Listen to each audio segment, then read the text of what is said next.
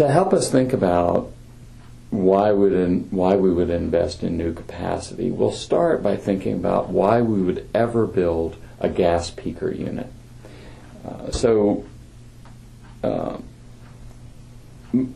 Most of the time, gas peaker units, remember, can be built with a fairly small capital investment, but they have really high marginal costs of operation. And so because of that, they're only going to run at times when prices are quite high.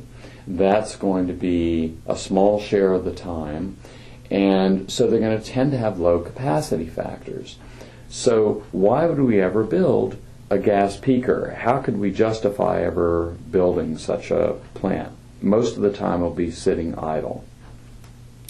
So again, a gas peaker provides us with a nice example for thinking about why we would build a plant. So to understand about contracting for new capacity, we'll think about the economics of the peaker. So most of the time the price will be below the marginal cost.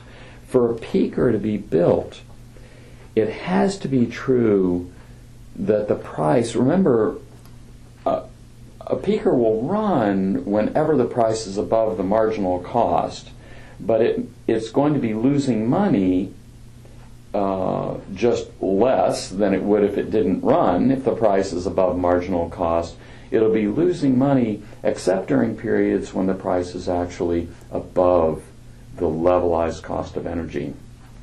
And so for a peaker to be built, it's going to have to spend enough time there's going to have to be enough time while the price is above the levelized cost of the peaker, so it earns enough scarcity rents to justify two things: all the time when it's sitting idle, and all the time when it's running, when the price is above marginal cost but below average total cost.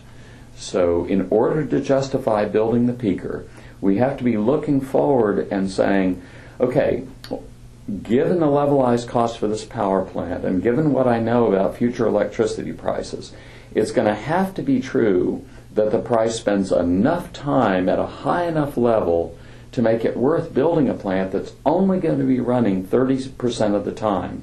It's going to be making enough money during that 30% of the time to make up for the time it's not running and the time when it's running and not covering all its costs. So if an investor were sure this were going to happen, then the plant could be built with or without a power purchase agreement because there would be no risk associated with the building of the plant. The problem is, of course, we don't know for sure. We're looking forward and making our best guess about what future prices are going to be. We look at what's happened for the last 5 years and say, okay, the market has spent so much time above this price that we can justify building our peaker unit.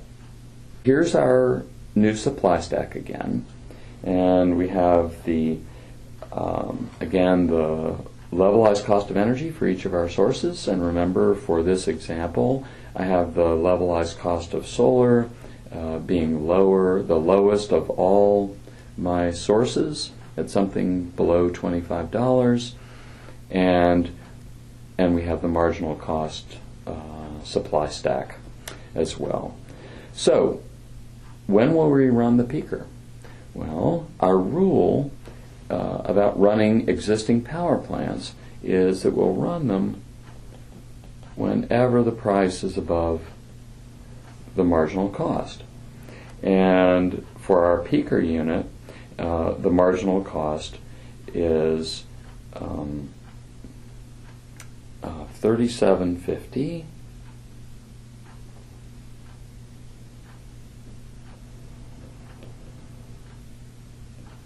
And so whenever the price is above $37.50, we would run the peaker.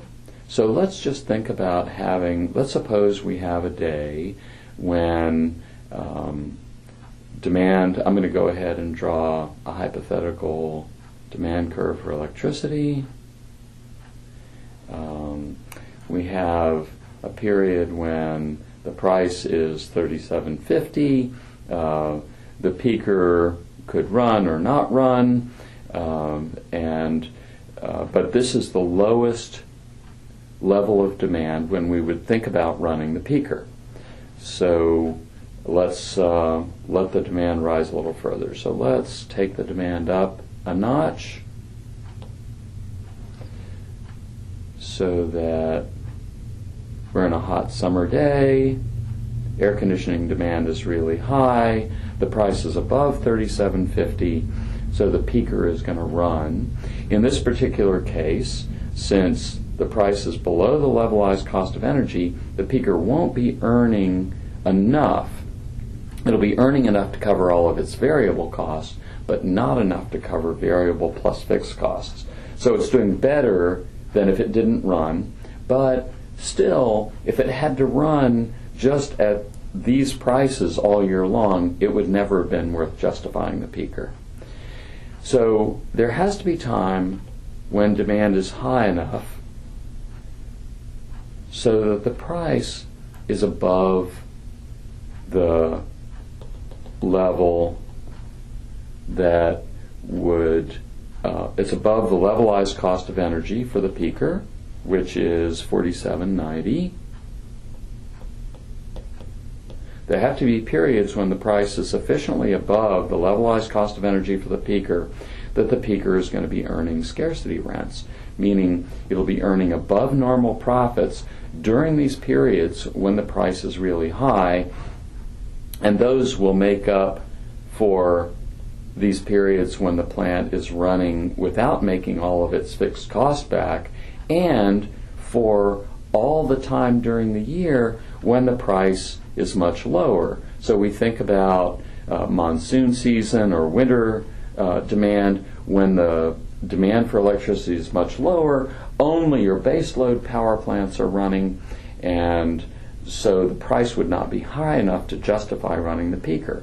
It's only going to be in the highest demand times of year when the price would be high enough to justify running the peaker.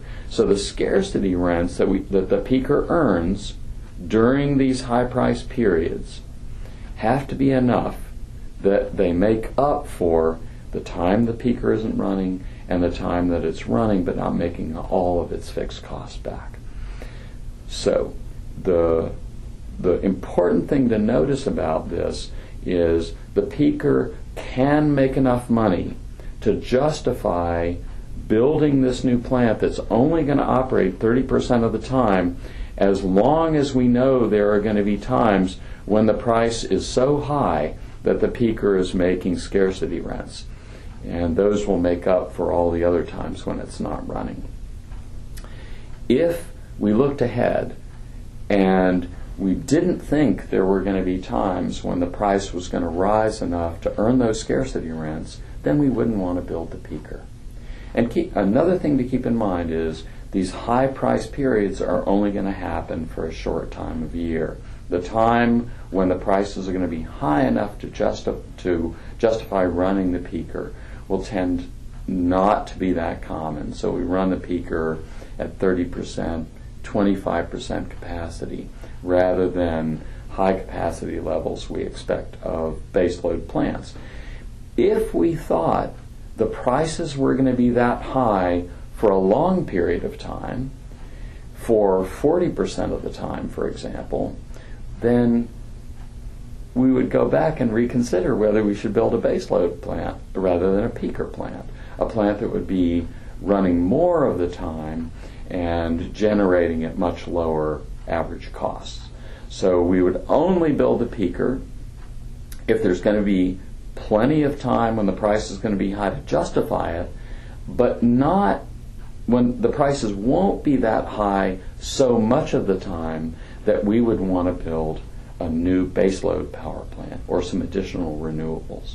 The peaker, there has to be this intermediate amount of high-priced electricity to justify a peaker rather than some other capital investment.